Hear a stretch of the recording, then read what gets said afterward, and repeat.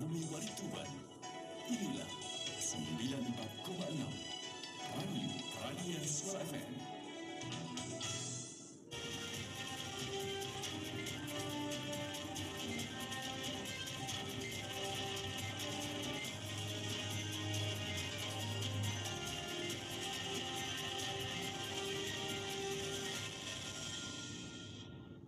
Assalamualaikum warahmatullahi wabarakatuh. 94,6 Radio Pradia Suara FM. Inilah radio Anda. Komunikasi lancar, informasi benar. Kembali program Info Petang hadir di ruang dengar Anda untuk edisi Kamis 15 Juli 2021. Bersama saya Yulia. Sejumlah informasi telah disiapkan oleh tim redaksi kami untuk menemani Anda selama 1 jam ke depan. Dan berikut informasi selengkapnya. Sebanyak 2.640 orang mengikuti program serbuan vaksin Kodam Brawijaya, Kodim 082 CPYJ dan Kodim 0811 Tuban bekerjasama dengan pihak Kelenteng Kuansing Bio atau KSB Tuban pada hari Kamis 15 Juli 2021. Pelaksanaan vaksinasi yang dipusatkan di halaman dalam Kelenteng KSB tersebut berjalan lancar dan tertib. Dandim 0811 Tuban, Letkol Infantri Filial Ramadan mengatakan sebanyak 2.640 vaksin disiapkan untuk dihabiskan dalam program vaksinasi on the road di Kelenteng KSB Tuban. Dijelaskan pelaksanaan vaksinasi dilaksanakan di Kelenteng karena memiliki tempat yang luas dan ideal, sehingga tidak terjadi kerumunan dan antrian panjang. Meski dilaksanakan di TITD Kelenteng KSB, peserta vaksin merupakan masyarakat umum. Filiala menambahkan sasaran vaksin berikutnya adalah pondok pesantren dengan prioritas utama para kiai, pengajar, baru santri, termasuk pelajar yang berusia 12 tahun ke atas. Selain itu, tempat wisata yang saat ini sedang tutup juga direncanakan menjadi lokasi vaksinasi keliling selanjutnya. Hari ini kita mendapatkan vaksin sejumlah 2.640. Nah, ini kita rencanakan kita habiskan hari ini. Karena kita masih punya cadangan 3.600 lagi yang kita laksanakan, nanti kita atur waktu. Hari ini kita bekerja sama dengan Kelenteng. Untuk kebetulan Kelenteng ini kita manfaatkan untuk bekerja sama karena Kelenteng ini memiliki tempat yang luas. Punya tempat yang luas, ideal untuk menghadirkan 2.600. Nah, kenapa kita tidak buka di Kodim kali ini? Kita juga berkeliling untuk memberikan sifatnya informatif, jadi tidak selalu Kodim tapi kita keliling. Di kesempatan yang sama, Ketua Penilik Domisioner TITD Kelenteng KSB, Alim Sugiantoro, berterima kasih karena dipercaya untuk memfasilitasi vaksinasi keliling TNI. Dukungan tersebut diberikan Kelenteng untuk Tuban supaya percepatan vaksinasi berjalan sesuai target. Diketahui serbuan vaksin di Kelenteng telah dibuka sejak pukul 6 pagi waktu Indonesia Barat. Sebelum masuk, setiap peserta wajib memakai masker, mengukur suhu tubuh, mencuci tangan dengan hand sanitizer, hingga jaga jarak untuk menunggu antrean. Terima kasih sekali kepada Kodam dan Pak Dandim, soalnya antusias masyarakat juga banyak sekali yang kesini, ya. Jadi ini suatu yang sangat bahagia sekali, ya, karena Pak Dandimnya juga giat sekali, bupatinya juga giat sekali. Jadi rakyat coba mendukung aja biar cepat itu Tuban lebih aman. Ini Kelenteng peran mendukung vaksinasi. Jadi kita selalu mendukung program pemerintah untuk vaksinasi biar rakyat Tuban itu tidak terkena COVID lah. Kira-kira kurang lah gitu, ya. Kodim 0811 Tuban menyiapkan sebanyak 3.600 dosis vaksin untuk program serbuan vaksin Kodam Brawijaya, Kodim 082 CPYJ, dan Kodim 0811 Tuban selanjutnya. Sebelumnya, program serbuan vaksinasi gratis dari Kodam telah dilakukan pada hari Kamis 15 Juli yang dipusatkan di Kelenteng Kuansing Bio Tuban. Total ada 2.640 dosis vaksin untuk masyarakat. Dandim 0811 Tuban, Letkol Infantri Filial Ramadan mengatakan Kodim 0811 Tuban masih memiliki cadangan 3.600 dosis vaksin yang akan dibagikan di lain waktu. Sebanyak 3.600 vaksin tersebut rencananya akan menyasar ponpes dan tempat wisata, serta akan dijadwalkan pada Sabtu 17 Juli 2021.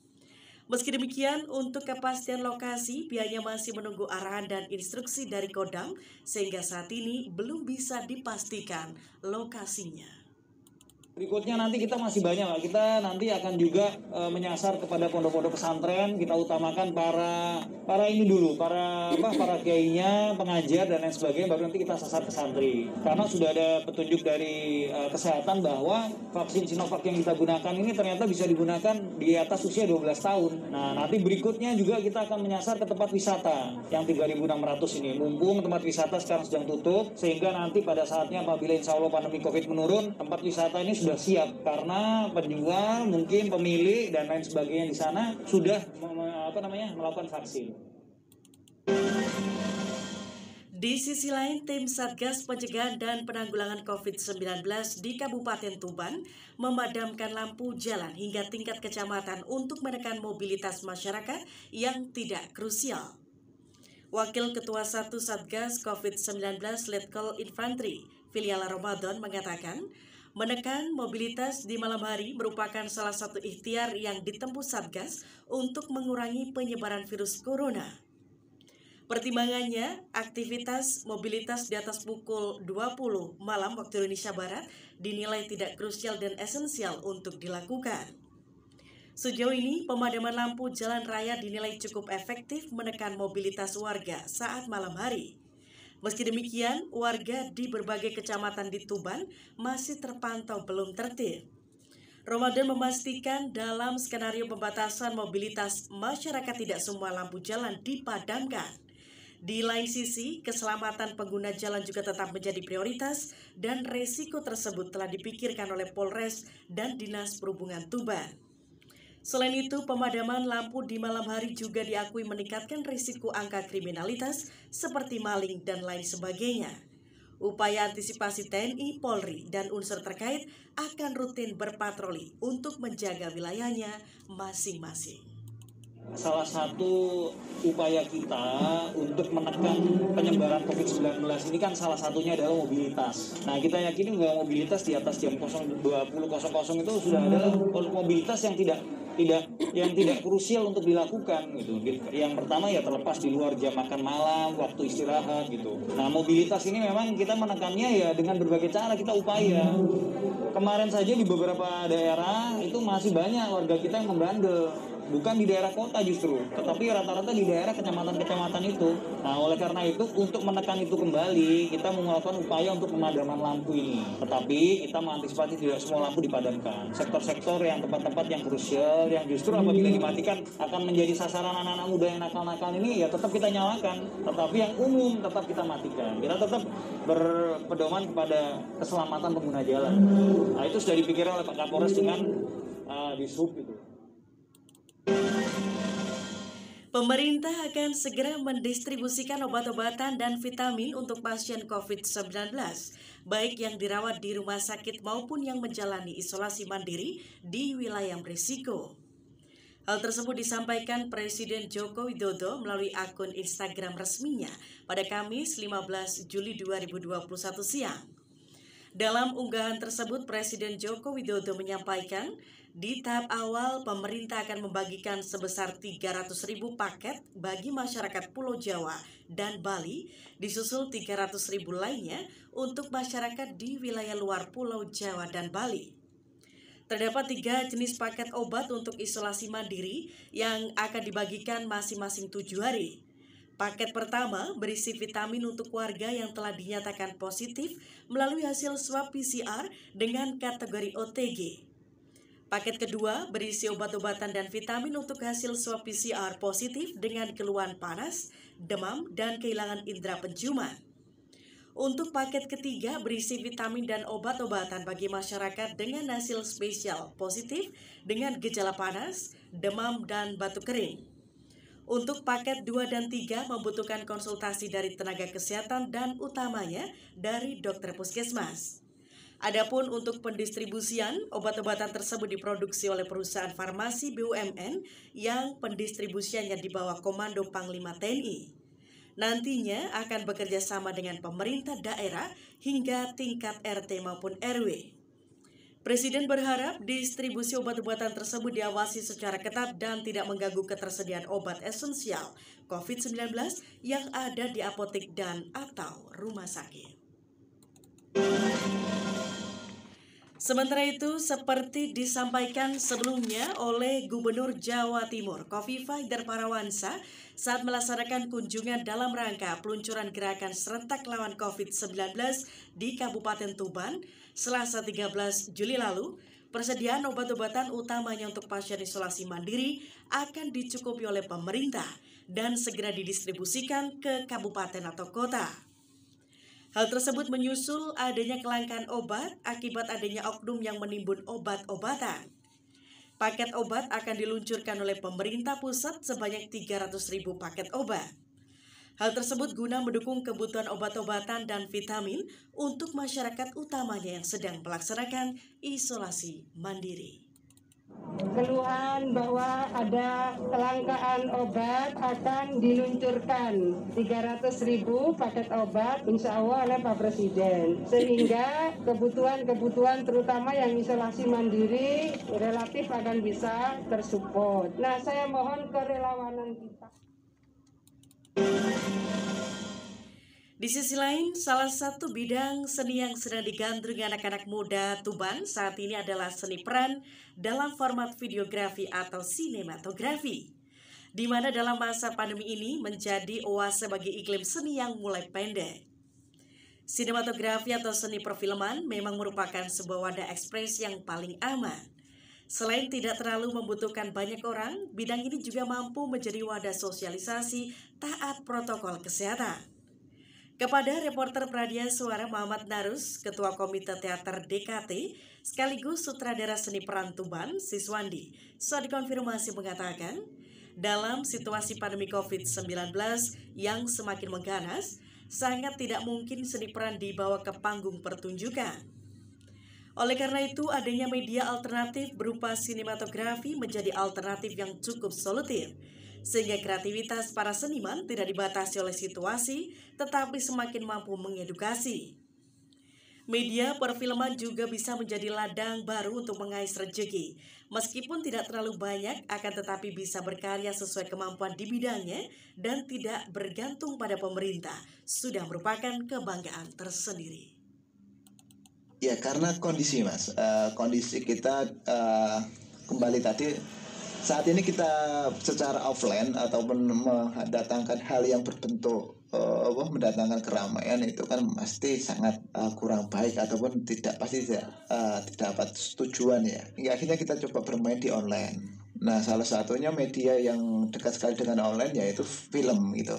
Banyak sih mungkin sekarang ini di teater kan juga ada teater secara daring ya atau virtual gitu. Nah, mungkin yang sudah bergerak lama di media film ya film itu sendiri. Cuma di sini kita coba upayakan untuk mendekatkan banyak dari disiplin yang berbeda untuk bisa masuk ke ranah sana. Di kondisi pandemi ini kita coba untuk memikirkan alternatif gitu.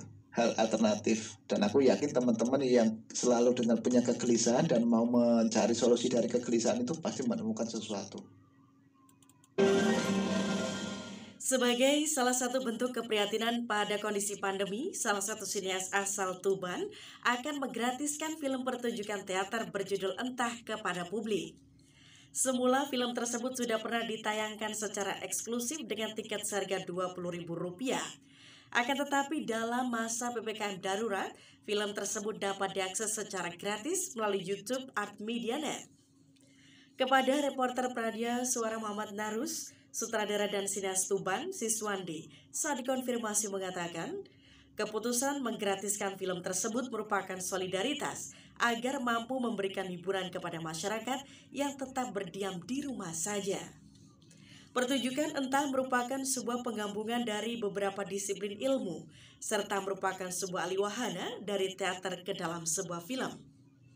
Pertunjukan ini menggambarkan situasi yang sudah berada pada titik puncak dan masyarakat tidak bisa lagi menerka-nerka apa yang akan terjadi. Naskah Entah sengaja disuguhkan gratis kali ini untuk menghibur masyarakat. Ya, kita selalu memikirkan hal yang positif aja. Seperti saya ketika di ruang kesenian ataupun entah itu di peran ataupun di lukis ya, setiap apapun permasalahan, yakin pasti ada solusi. Di mana kita tergantung untuk mensikapi solusinya seperti apa.